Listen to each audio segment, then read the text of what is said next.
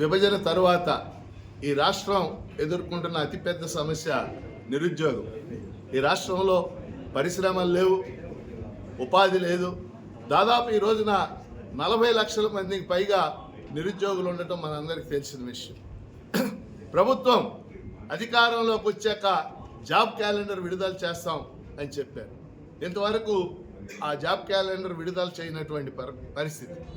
20 లక్షల ఉద్యోగాలు కల్పిస్తాం, త్వరలోనే వస్తాయి అనేటటువంటి ఓదర కొడతా ఉన్నారు. ఎక్కడి నుంచి కల్పిస్తారు అవి? ముఖ్యంగా ప్రభుత్వ శాఖలకు సంబంధించి మనం చూస్తే ఈరోజు రాష్ట్రంలో 1,40,000 ఉద్యోగాలు వివిధ శాఖల్లో ఖాళీగా ఉన్నాయి. అది గ్రూప్ 1 కావచ్చు, గ్రూప్ 2 కావచ్చు, గ్రూప్ 3 కావచ్చు. ఆ ఉద్యోగాలకి నోటిఫికేషన్లు ఇవ్వనటువంటి పరిస్థితి. డిఎస్సి ఉపాధ్యాయ పోస్టుల భర్తీకి డిఎస్సికి గౌరవ ముఖ్యమంత్రి గారు మొదటి సంతకం చేశారు.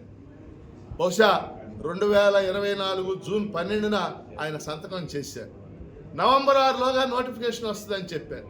ఇప్పుడు నవంబర్ 6, డిసెంబర్ 6, జనవరి 6, ఫిబ్రవరి 6 ముందుకెళ్ళిపోతా ఉన్నారు.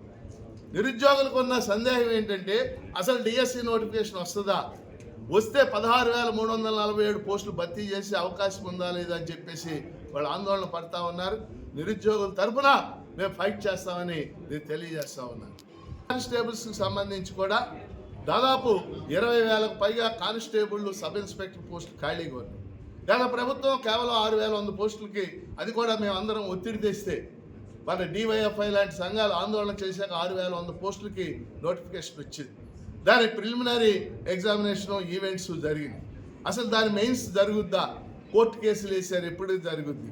అంటే ఏ అంశంలో కూడా క్లారిటీ లేకుండా వ్యవహరిస్తున్నటువంటి పరిస్థితి.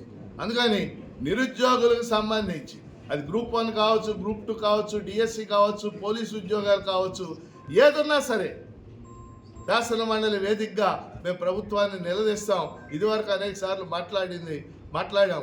అలాగే నిరుద్యోగ సంఘాలు చేసే ఆందోళనలకి మేము సంపూర్ణ మద్దతు ఇస్తాం. కాబట్టి ఈ ఫిబ్రవరి 27వ తారీఖున జరిగే కృష్ణా గుంటూరు గ్రాడ్యుయేట్ ఎమ్మెల్సీ ఎన్నికల్లో నిరుద్యోగ సంఘాలు కానీ, అలాగే నిరుద్యోగులుగా ఉన్నటువంటి వాళ్ళు, ఉద్యోగాలు కోరుతున్నటువంటి వాళ్ళు తమ సంపూర్ణ మద్దతు నాకు తెలియజేయవలసిందిగా కోరుతున్నారు.